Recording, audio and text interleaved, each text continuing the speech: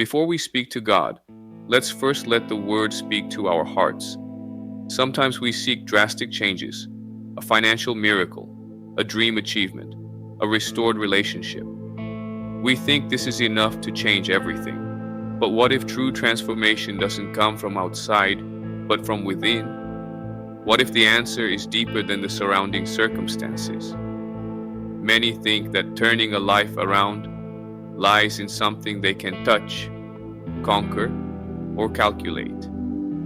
But there is something that money can't buy and logic can't explain: a real encounter with Jesus. He doesn't just offer us a fresh start, but a rebirth. When He enters, He doesn't rearrange the furniture of the soul. He builds everything anew. The presence of Christ in us is not a religious detail. It is the very essence of life. When He enters, everything aligns with eternity. The restless heart finds rest. Fear bows before peace. The wounded soul discovers healing in the Savior's invisible touch. The Bible doesn't promise us a momentary change, but an eternal transformation. God doesn't patch us up. He recreates us. And along with this rebirth, we receive a gift that cannot be contained in boxes or human words: the Holy Spirit. He is not just a symbol, it is God Himself dwelling within us. As in Acts 4:31, when they prayed, the place shook, and what shook wasn't just the ground, but their souls. They were filled with divine courage. This presence also seeks to shake our inner structures, not to tear us down, but to lift us up, to awaken us from within. When the Holy Spirit dwells within us, something changes deep within us. We no longer seek merely comfort or solutions. We long for God. His truth becomes sweeter than honey, and the voices of the world begin to silence before His presence. What once distracted us no longer carries the same weight, for our souls turn to the eternal.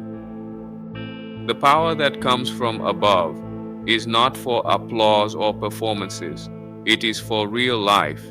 Jesus promised in Acts 1:8 that we would receive power, and not just any power, but the kind that makes us living witnesses of His love. It is not power to dominate, but to forgive.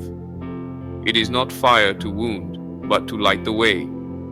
It is power to love what once seemed unbearable, to stand firm amidst contrary winds, to walk in peace amidst inner war.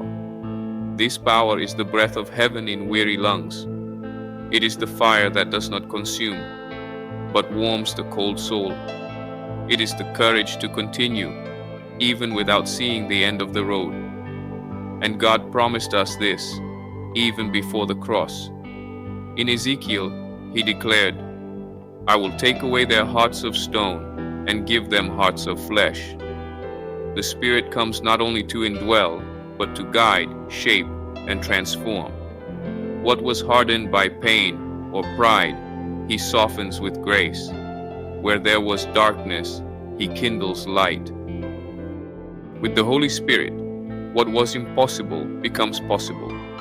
The Christian life without Him is merely effort. With Him, it is a daily miracle. He is the one who plants hope in the desert, faith in chaos, love in the void. He doesn't come just to be with us. He comes to make us like Jesus. And this is more than strength. It is abundant life. It's not just spiritual inspiration, but an invisible and continuous metamorphosis. The Holy Spirit doesn't come to improve who we are, but to reveal who we were created to be. He gives us a heart that feels, ears that hear, eyes that see the invisible. He touches where no one touches, heals where no one sees. More than a power, He is a presence. The Spirit is the one who whispers in the silence, who comforts in the dark night, who dances with us in the valleys and celebrates on the mountains. He isn't just nearby, He is within. He doesn't visit, He dwells. He doesn't walk beside, He walks within us. And when He dwells, the internal chains begin to break. We forgive more quickly. We love more deeply. We serve with more joy. Sin loses its flavor. Praise ceases to be a song. It becomes a response. The word ceases to be lyrics. It becomes food for the soul. Everything within us begins to breathe grace. Perhaps you're tired, distant, dry. Perhaps prayers seem empty, and the Bible a strange language. But the answer isn't to try harder. It's to surrender more. Don't struggle alone. Make room in your heart. Let the Spirit breathe upon the dry bones of your soul. Let Him be the river through which you live again. As 2 Corinthians 3:18 says, we are transformed from glory to glory. It's a journey, a living sculpture being sculpted by the hands of God Himself. A heart learning to beat to the rhythm of heaven. The Spirit transforms us, not to improve us, but to make us a reflection of the Lord's glory. The walk with the Spirit isn't made up of grand moments, but of daily surrenders. He transforms us little by little, between falls and new beginnings, between tears and adoration. When you stumble, He doesn't turn away. He lifts you up. When you lose your way, He finds you. When you fall silent, He still whispers love. So if your soul is exhausted, if your faith seems dim, don't run away. Surrender. Don't harden your heart. Make room.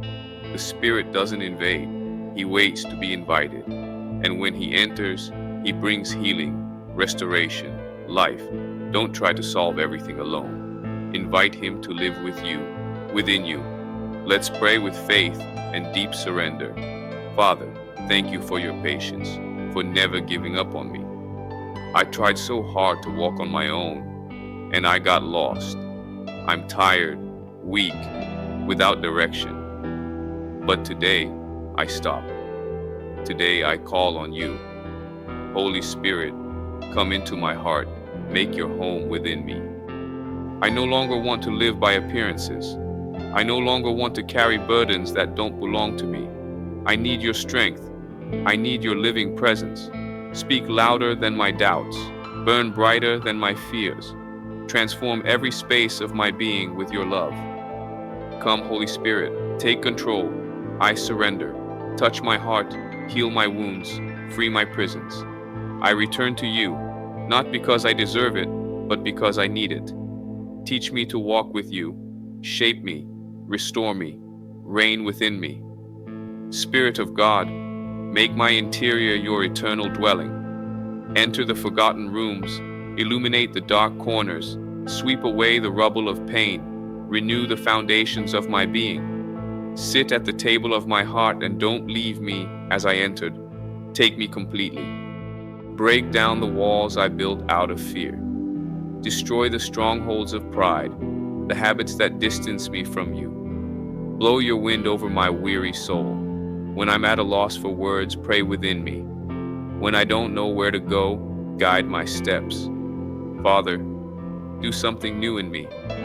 Shake off everything that doesn't honor you. Tear down what stands without foundation. Plant your kingdom within me. Teach me to love as you love, to forgive as you forgive, to dream the dreams that come from your heart. I want to live full, overflowing, set ablaze by your presence, not just to survive, but to shine in the midst of darkness. Take away the fear, the anxiety, the weariness that robs me of hope. Breathe life where everything seems dry. May your love sustain me when my strength is exhausted. Today, Holy Spirit, I surrender myself anew. Every plan, every fear, every failure.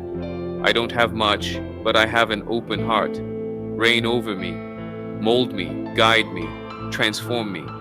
I pray confidently in the sweetest, strongest, and most living name, Jesus Christ. Amen. There are moments in life when everything seems to fall apart, and we remain stuck between what we were and what we would like to be. In those moments, we seek change. Some seek it in possessions, others in achievements, relationships, or visible victories. But there is a deeper, quieter, an infinitely more powerful transformation, the one that begins when the Holy Spirit touches the heart. This change doesn't come from outside, it springs from within. It can't be explained logically or measured by numbers. It's the kind of transformation that isn't immediately visible in the mirror, but overflows in our eyes, our voices, our souls. Because when Jesus enters, he doesn't just fix what's broken, he makes everything new.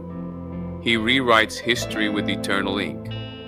The world teaches us to seek external solutions, a new job, a new house, a more promising future.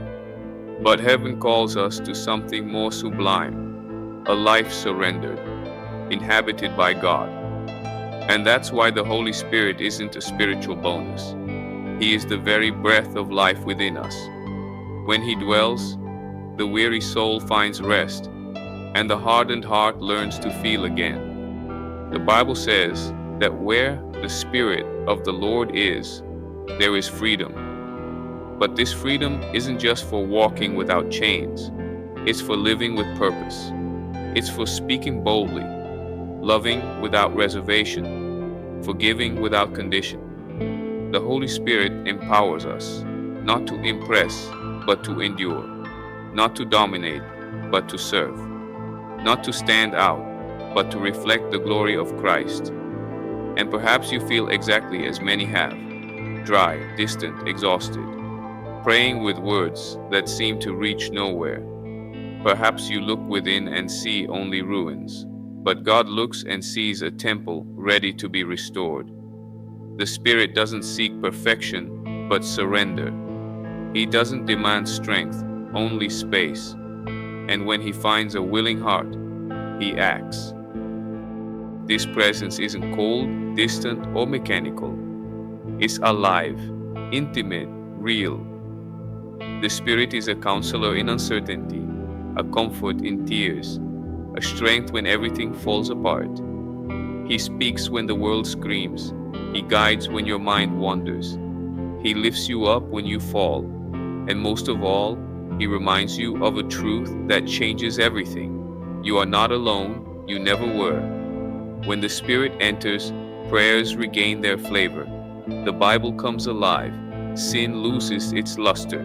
What was once a burden becomes surrender. What was once fear transforms into trust. And even on dark days, when nothing seems to make sense, he is still there, breathing life, rekindling faith, awakening dormant dreams. He is like a gentle wind, like a morning breeze, like a fire that warms without consuming. You don't need more strength, you need more surrender. Don't struggle to impress God. Just open the door. He doesn't want to control you, he wants to lead you. He doesn't want to use you as a tool, but to love you as a child. He doesn't just want to bless you, he wants to dwell within you. This is grace. This is promise. This is life in abundance. Today, perhaps it's time to be silent within and say, Holy Spirit, make your home within me. Let him clean the house, illuminate the dark corners, tear down the walls of pride, and plant gardens of faith.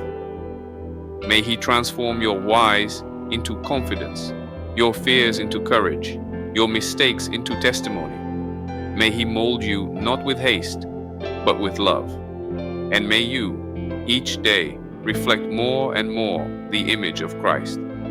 After all, the greatest change that can happen in our lives isn't visible to the eye. It's the one that is born in secret, in intimacy with God, and blossoms in everyday life, in the details. When the Holy Spirit touches, he doesn't just change what we do, he changes who we are. And that is the beginning of a truly new life.